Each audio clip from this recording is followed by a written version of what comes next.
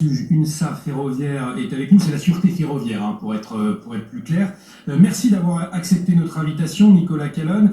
Peut-être pour démarrer ce matin, quelles sont les dernières informations dont vous disposez? Est-ce que vos collègues sont intervenus, ou en tout cas ont sécurisé les lieux après cette agression? Oui, bonjour. Oui, c'est nos collègues qui sont bien intervenus sur cet individu-là et qui ont procédé à l'interpellation de l'individu. Plus généralement, comment est-ce que, peut-être en détail, pardonnez-moi, comment est-ce que ça s'est passé, de quelle manière ils sont intervenus? C'est-à-dire que c'est eux qui ont neutralisé l'individu ou alors ils ont finalement figé la situation? Bon, je ne peux pas vous donner tous les détails aujourd'hui, on n'a pas tous les éléments, mais je sais oui, effectivement qu'ils sont intervenus sur cet individu qui a blessé trois usagers dans les transports. Alors, nous parlions de l'insécurité dans les gares à l'instant. Est-ce que vous avez affaire régulièrement à ce type de profil, c'est-à-dire des personnes qui souffrent de troubles psychiatriques, des personnes étrangères qui viennent, qui traînent dans les gares, aux alentours des gares? Est-ce que c'est un phénomène, effectivement, que vous observez? Les gares sont des lieux ouverts, donc de toute façon, forcément, vous avez un reflet de la société, donc vous avez forcément la délinquance en gare, effectivement. Donc effectivement, on trouve ce genre de personnes. Après, ça peut être tout type de personnes, mais il y a eu déjà des événements. Il y en a eu un notamment du bibliothèque François Mitterrand avec une dame, pareil, qui avait des problèmes psychologiques. Donc oui, effectivement, ça arrive. Et comme disait votre intervenant tout à l'heure, un couteau, c'est facile à emmener partout. Donc c'est pareil, en gare, il y en a, mais c'est pas forcément toujours des armes pour blesser. C'est juste que les gens, ils ont ça dans leur sac. En tout cas, à 7h35 ce matin, c'était l'heure lorsque l'assaillant a attaqué les trois personnes. Est-ce qu'il y a des failles aujourd'hui en ce qui concerne la sécurité, la sécurisation des voyageurs? Pour moi, aujourd'hui, non. Au sein des gares, la SNCF met en place, vous avez des agents de sécurité, vous avez les militaires qui sont présents, vous avez des forces de police, et vous avez la sûreté ferroviaire qui est présente dans à peu près toutes les gares de France. Non, il y a vraiment une sécurisation qui est bien faite au niveau des gares. Après, le problème, c'est comme l'a dit votre camarade tout à l'heure, c'est que malheureusement, on ne peut pas être partout. Les gares sont grandes et nos collègues patrouillent en permanence dans les gares, mais voilà, ils ne peuvent pas couvrir un terrain aussi immense en étant aussi peu. Merci Nicolas Calonne de nous avoir éclairé, secrétaire fédéral SUGE UNSA ferroviaire. On l'entendait, Florent Bertoul est effectivement aujourd'hui dans les gares. Avec Elliot Maman, mais d'abord, Nicolas Calonne est en ligne avec nous, connecté, expert fédéral SUGE UNSA ferroviaire. C'est la sécurité à la SNCF, dans les gares, dans les trains. Merci d'avoir accepté notre invitation. Les gares sont-elles devenues les foyers des violences urbaines et est-il particulièrement difficile de travailler dans cet univers-là quand on s'occupe de sécurité? Bonjour. Particulièrement difficile, forcément oui, puisque les gares sont un reflet, comme je le disais, de la société, donc forcément vous retrouvez toute la délinquance que vous avez dans les rues, vous les retrouvez aussi dans les gares malheureusement.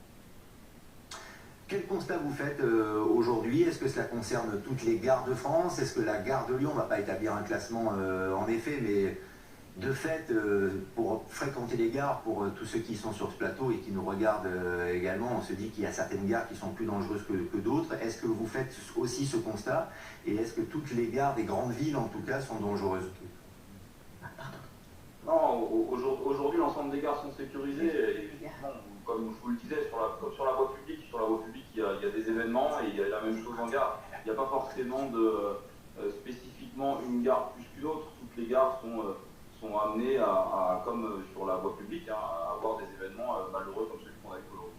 Mais vous n'avez peut-être pas les mêmes prérogatives que les policiers, que la police nationale notamment pour intervenir. Ce sont d'ailleurs des policiers de la brigade ferroviaire, j'espère que j'utilise le bon terme, qui sont intervenus en premier hier pour maîtriser cet homme qui avait poignardé trois personnes.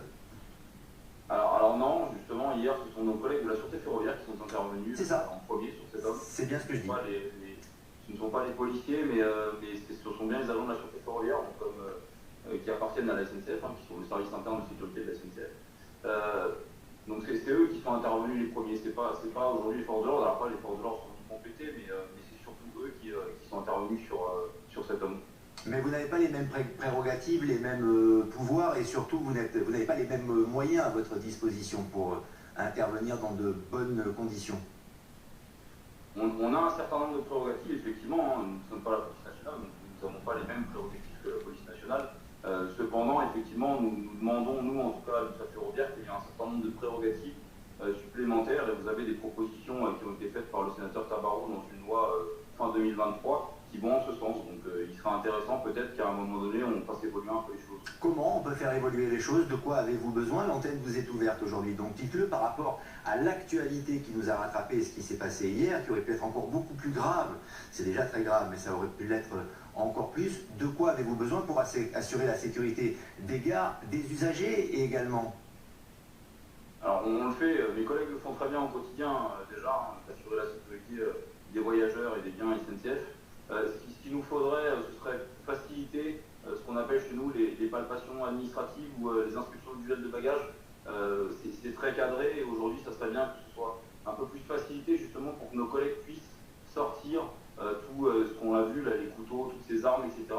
Qu'on puisse en sortir un maximum pour éviter que ce genre d'événements se produisent et qu'on puisse aussi intervenir plus aux abords des gares, parce que nous ne pouvons intervenir malheureusement que sur le réseau PER. Oui, c'est ça.